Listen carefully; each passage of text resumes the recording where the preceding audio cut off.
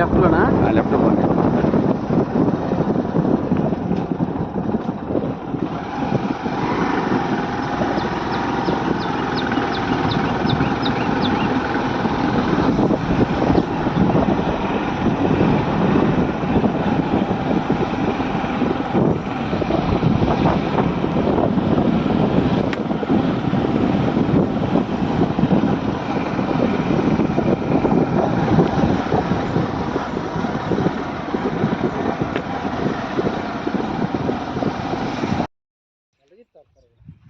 ముప్పై లక్షలు చెప్తున్నారు.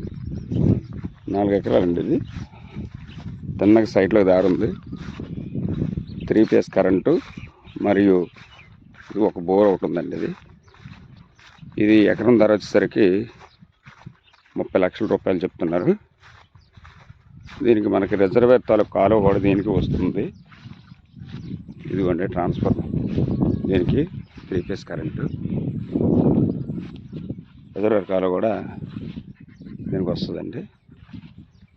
ఇదండి 4 ఎకరాలు వరి పండుతుంది.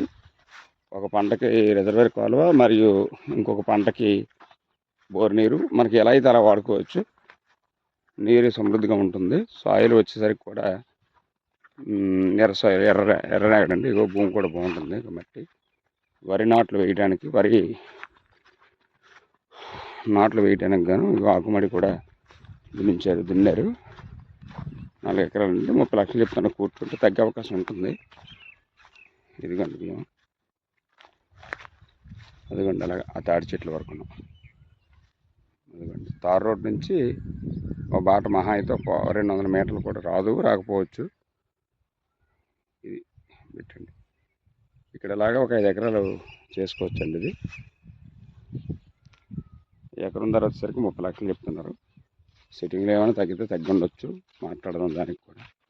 ఒకసారి మాట్లాడితే చెప్తారు ఫైనల్గా. ఇదండి బిట్ మొత్తం.